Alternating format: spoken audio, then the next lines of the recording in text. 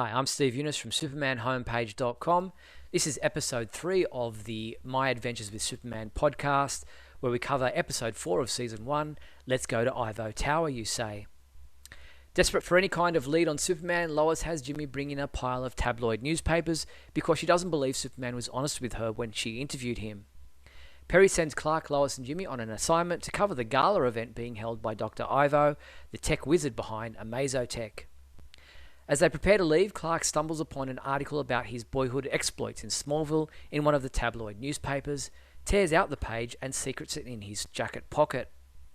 At the gala, Lois throws away the questions Cat Grant prepared for them, wanting instead to ask real questions of the high-profile people in attendance.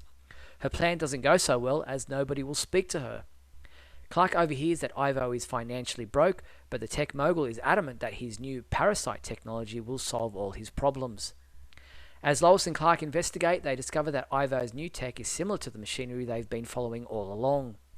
Even though it's untested, Ivo presents his parasite tech to his captive audience. To demonstrate what his new tech can do, Ivo grabs one of his board of directors and drops him out of the high-rise window. Superman rescues him, as Ivo planned. The wearable tech gives its owner superhuman abilities, absorbing energy from any attack.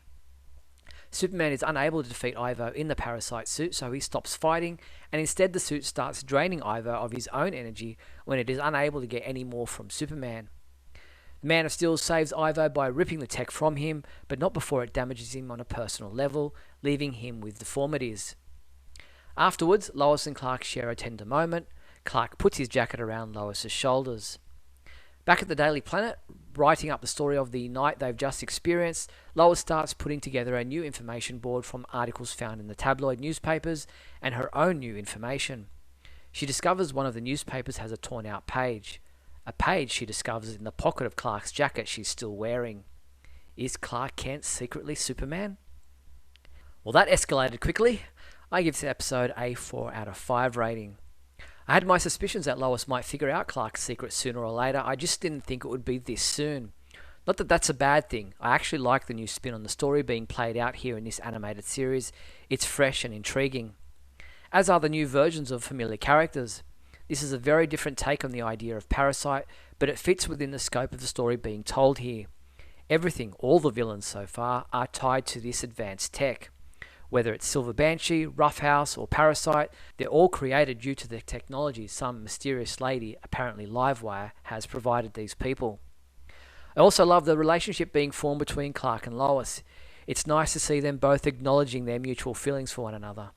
Superman isn't a part of the love triangle here, like in so many other versions of the story. He's actually a source of frustration for Lois, who only sees him as a story to be investigated.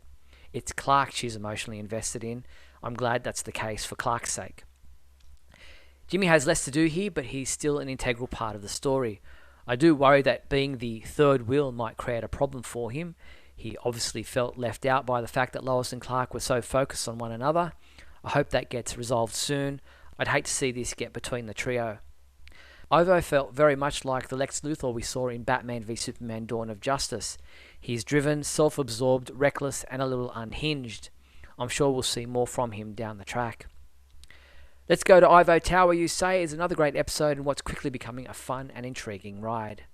I'm Steve Younis from supermanhomepage.com.